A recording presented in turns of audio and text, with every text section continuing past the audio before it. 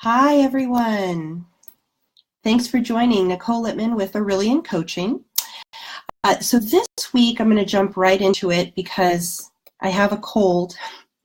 So hopefully you guys can understand me. I'm not too stuffed up. But today we're going to be talking about resilience. So if you've been paying attention to the blog post this week, you know that this is this week's topic.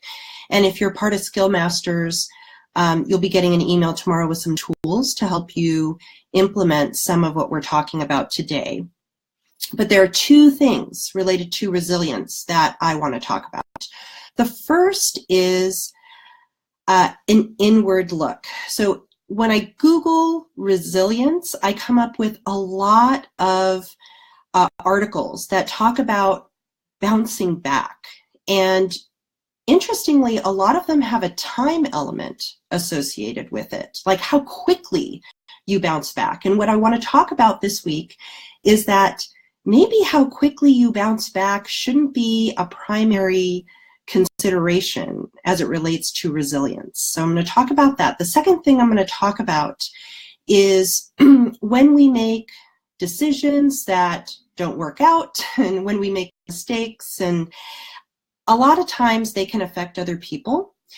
And while a lot of what you find out there about resilience has to do with how an individual kind of psychologically and emotionally gets back into the game, what I want to talk about is how interacting with the people that bad decision impacted is really, really important in terms of recovery. And I want to expand the definition of resilience to include an outward look. So those are the two things. So let's jump into it. The one thing that I think is really interesting about this concept of getting back on the horse. True, you want to get back into it. You don't want to wallow in self-pity and just kind of indulge in everything that went wrong. So you want to get back in the game, but here's the thing that I want us to be cautious of when we think about being resilient, and that is that it doesn't really serve you to get back up on the horse if you're just going to fall off again. So what I think it's really important to do is, before you jump back in, to take a good hard look at what went wrong. And sometimes the time element needs to take a back seat to you critically evaluating, when you get back into the game, new things are you bringing to the table?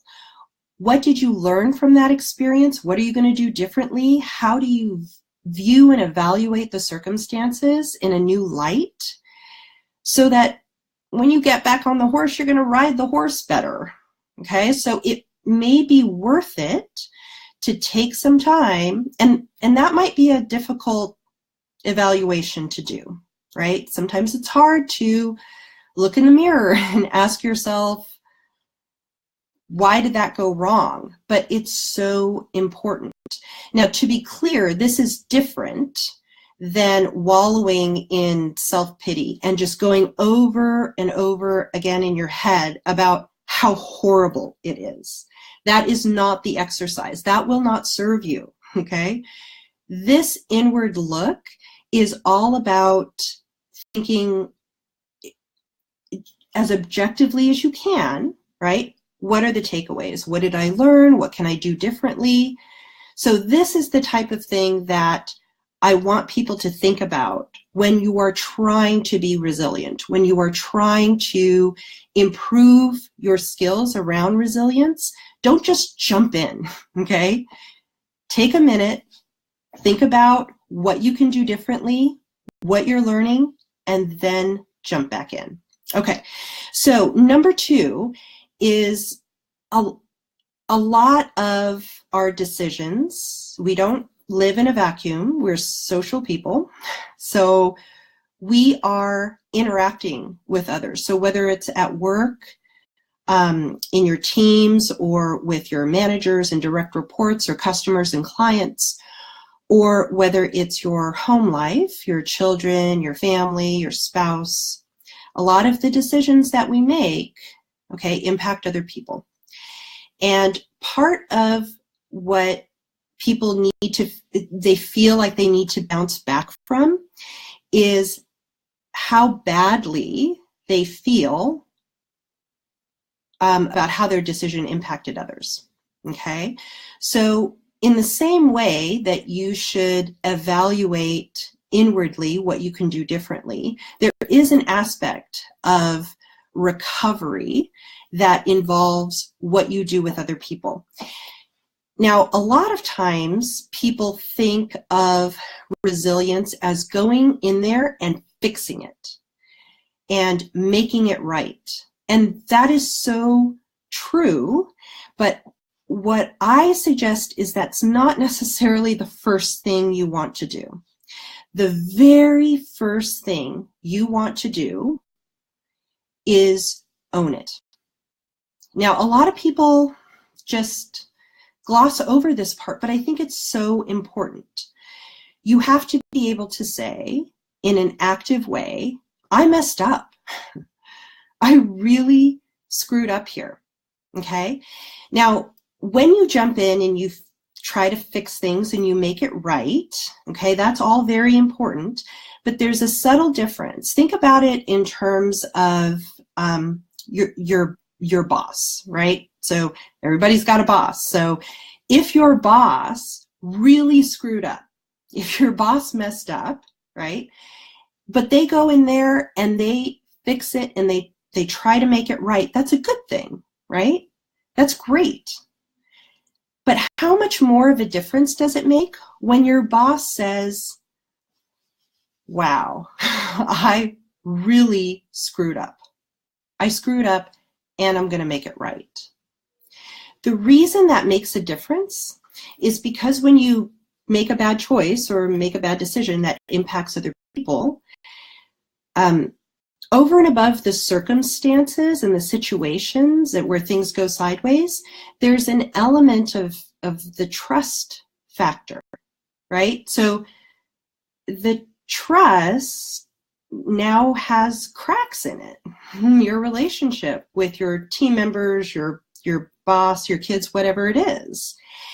And while you can go back in and try and fix it and make it right, that's all fantastic. That addresses the situational aspect, but it doesn't affect the trust, the cracks in the trust relationship that were created if it wasn't outright obliterated, right? So the fact that the first thing you do, the fact that you would go and say, I messed up, and you take ownership of it, that is the piece that a lot of people overlook. That is the piece that starts to mend any of the cracks in the trust. And it's that action, that very first action, that serves you over the long term as you and the people around you are recovering. That's the piece of resilience that I think a lot of people overlook. It's the relationship aspect, it's the trust aspect when you're trying to make things right, to be able to say, I messed up. That's the first thing. I messed up and I'm going to make it right. And the last thing that I'll say about that is that I think it's especially important in situations where you have an upper hand, in situations where you are in a position of power, right? I think a lot of us, this is second nature to own things, to own your mistakes when you are talking to your manager, your supervisor, your parent, or something like that. Somebody in authority to you, that's the first thing you got to say, right? That's my bad, right? But where it doesn't often happen is when you are in a position of authority to somebody else, right? You've got to bounce back. You've got to help the other people bounce back. And the way to do that is to say, I messed up. You say that to your direct reports. You say that to your kids, right? Mommy messed up. I did not do that well. And I'm going to make it right. All right. So those are the two takeaways this week for our topic for resilience. If you're a part of the Skill Masters group, you know about how all this works. We take a theme, a topic every week, and we do a deep dive, and we think about how to approach these topics differently. So it's not necessarily a do's and don'ts, but how we want to think about managing these things a little bit better at work and at home. So to join, you can go to aureliancoaching.com. You can join Skill Masters. And this week, all the Skill Masters will be getting an email with some tools to help them practice some of these concepts of resilience that we're talking about. Next week, we are going to be talking about being proactive. Okay, so this is kind of interesting because there's one example for being proactive is just in our language, right? So there's active voice and passive voice. So if you go back to what I just talked about in terms of resilience, there is a difference between a mistake was made and it's going to be fixed, right? Versus I made a mistake. I made a mistake and I am going to fix it. Okay, so there are elements of this that are just embedded in our language that makes a difference. But as it relates to how we think about being proactive and what to do about that, that's going to be the topic for next week, and I hope you'll join. And so that's the scoop. I hope you guys have a great rest of the week and weekend, and I'll talk to you next Thursday.